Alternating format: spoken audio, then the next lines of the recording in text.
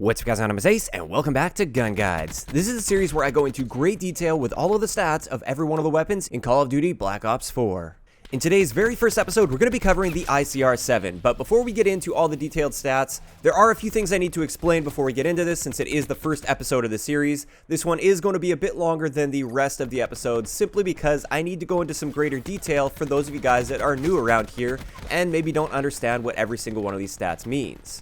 Also, keep in mind at the beginning of this series, so right now, all of these stats are hand tested by me. So I have hand tested them. They're not hard-coded stats, but I am very confident in the accuracy of these. The only thing is with like aim down sight time, for instance, I can only measure to the nearest frame at 60 frames per second, so it might be rounded slightly, but it will still give you a great indication of what the aim down sight time is, for instance.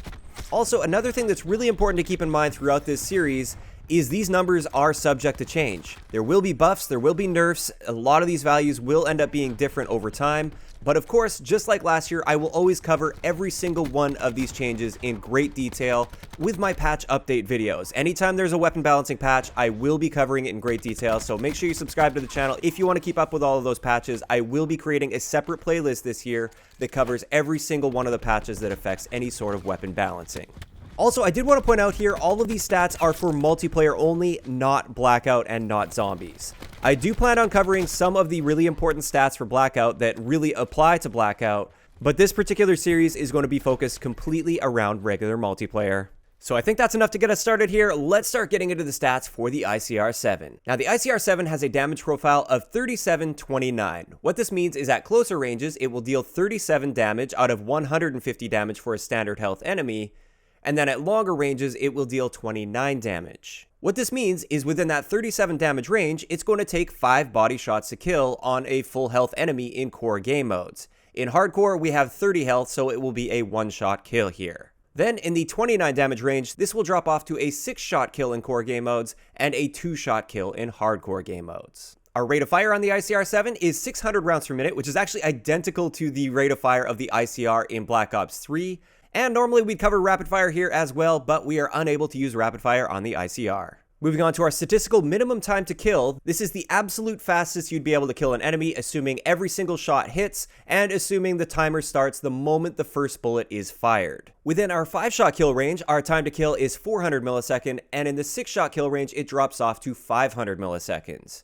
It's important to note that this is actually the slowest in the assault rifle category, but when you get headshots, this value will be changing because you can reduce the number of shots it takes to kill, but we'll get into headshots in just a little bit here. Next up, something that's new that we're going to be covering in Gun Guides this year is the effect of this weapon on body armor. When challenging an enemy that has body armor, assuming you don't have FMJ equipped, because FMJ will completely nullify body armor, but assuming you don't have FMJ, it will always take you 1 extra body shot to kill on a body armored enemy. So that means up close, it's going to take 6 shots to kill now. And at the long range, where it's a standard 6-shot kill, it's now going to take you 7 shots to get the kill. It will never take you more than 1 extra shot to kill an armored user with the ICR. Moving on to our range values, as you can see here, the ICR-7 has an excellent range profile at 50 meters. So this means that 37 damage range, where we're dealing a 5-shot kill, extends all the way out to 50 meters, and in this game, that is going to be the vast majority of your gunfights. There aren't too many really practical lines of sight that are beyond 50 meters. There's a few here and there on like Icebreaker, for instance, and you could probably pick a couple out of each map, but the vast majority of your gunfights with the ICR are going to be within this 37 damage range, which is one of the reasons the ICR-7 is so versatile. Now with the long barrel attachment, you can actually double this range all the way out to 100 meters, and that would ensure that literally every single one of the gunfights you'll ever find in multiplayer will be just a 5-shot kill at most, unless the enemy has body armor. Personally, I would say long barrel is completely unnecessary though, because like I said, most of your gunfights will already be well within 50 meters, but it is an option for you if you want those really long range gunfights. As for hardcore game modes, you might have guessed it already, we get a 1-shot kill out to 50 meters, then beyond 50 meters, it will be a 2-shot kill, although beyond 50 meters, if you land a headshot, it will still be a 1-shot kill in hardcore modes. And with the long barrel attachment, once again, it does double that range, which means that this gun will essentially always be a 1-shot kill in hardcore game modes as long as you're not shooting through something. So those are the ranges. Now let's move on to headshots. So the ICR-7 gets a standard headshot multiplier of just 1.1, which seems very low, but it's got that sweet spot of a damage profile at 37 damage. And what this means is it takes our headshot damage profile to a 40, 31, and this means within that 0 to 50 meter range where you would normally be dealing 37 damage, all it takes is one single headshot mixed in with your body shots to get a 4-shot kill. So 3 shots to the body, 1 shot to the head, you'll have yourself a kill, and this brings your time to kill in a much better state versus the other assault rifles in the game. And this is just one more thing that makes the ICR so versatile, is as long as you're hitting 1 bullet to the head, you'll be getting an extremely competitive time to kill. If you don't get that headshot though, like I said earlier, you do have the slowest time to kill in the assault rifle category. Moving on to hipfire, we have standard hipfire for the assault rifle category. I was actually quite surprised to see that all of the assault rifles currently have exactly the same hipfire properties. Even while moving, the hipfire remains consistent with every single one of the assault rifles, and it is actually pretty good hipfire spread as well. Moving on to idle sway, which is how much your sights move when you're aiming down sight, the ICR-7 has very little idle sway. It's almost not noticeable at all, especially compared to some of the assault rifles. Some of the assault rifles in this game actually have quite a bit of idle sway, but not the ICR-7.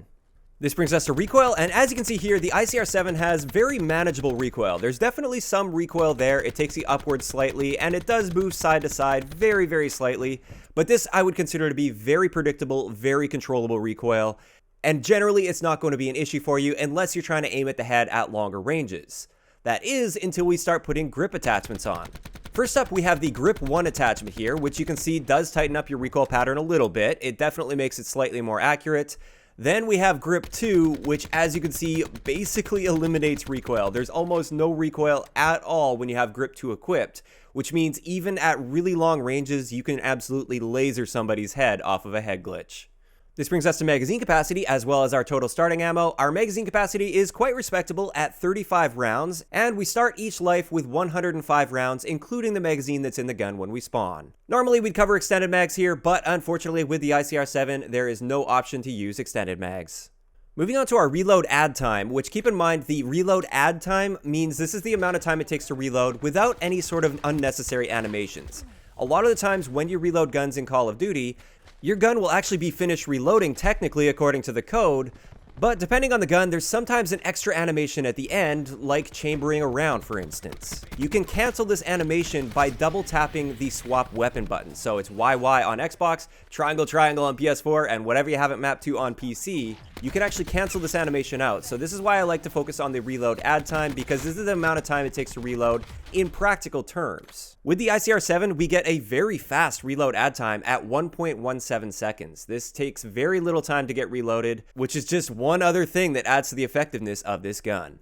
Moving on to our handling stats, we have our aim down sight time, which is actually quite slow for the ICR-7 at 275 milliseconds, but you can reduce this with quick draw down to roughly 220 milliseconds. Keep in mind, like I said at the beginning of this video, these values are rounded just because they are hand tested, and therefore they might not align 100% perfectly with the hard-coded stats, but they will still give you a very good indication of how fast or how slow the gun is going to be aiming down sight. As for our sprint out time, which is the amount of time it takes to go from full sprint to actually firing your gun, there is a slight delay there. The sprint out time is quite slow for the ICR as well at 300 milliseconds, but with Gung Ho you can reduce this down to approximately 220 milliseconds. As for our movement speed, our standard movement speed is 95%, and the way Call of Duty games are coded is there's a 100% movement speed, which is how fast that you're able to move with an SMG, a pistol, or your fists out. This is how fast you're moving while standing without sprinting. Everything else is based off of that as a percentage. Assault rifles tend to have this movement speed of 95%, and the ICR is no exception here.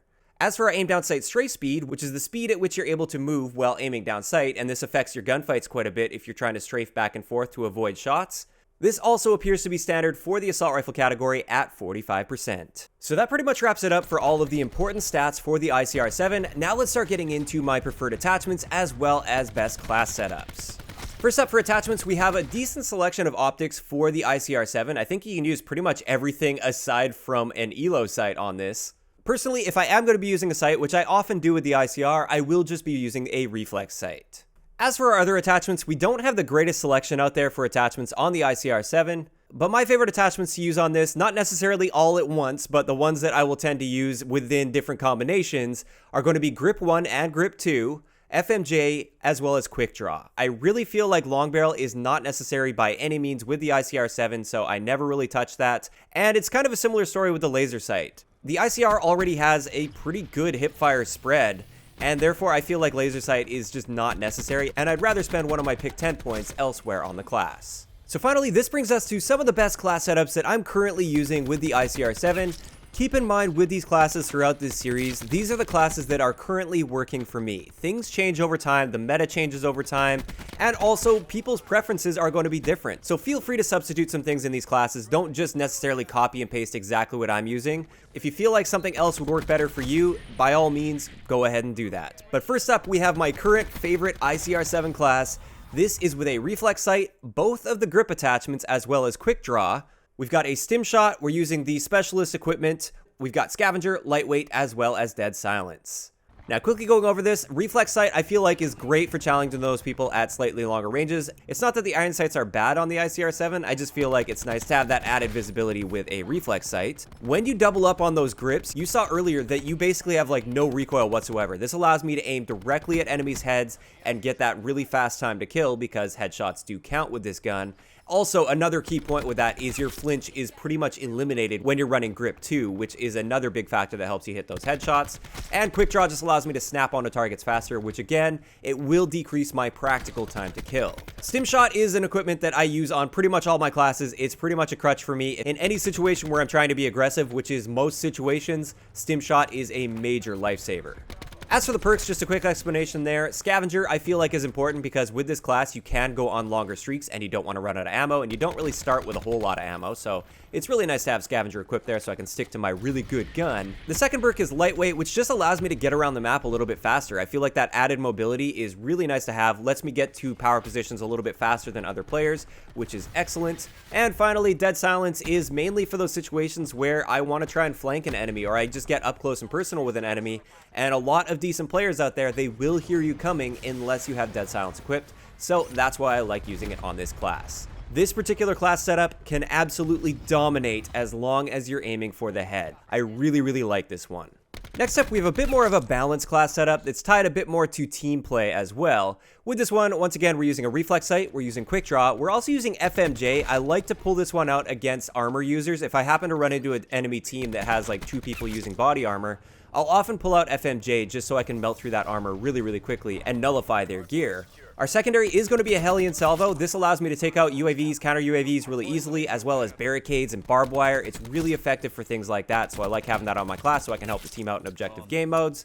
For our perks, we've got Engineer, which just allows me to see that equipment. Engineer is very powerful in this game because there's so much equipment and stuff going on around you that it really helps with your overall awareness. You can call things out for your teammates as well as destroy stuff really easily with that Hellion Salvo. Once again, we have Scavenger just because with the ICR, I really feel confident with going on longer streaks and I like having Scavenger equipped.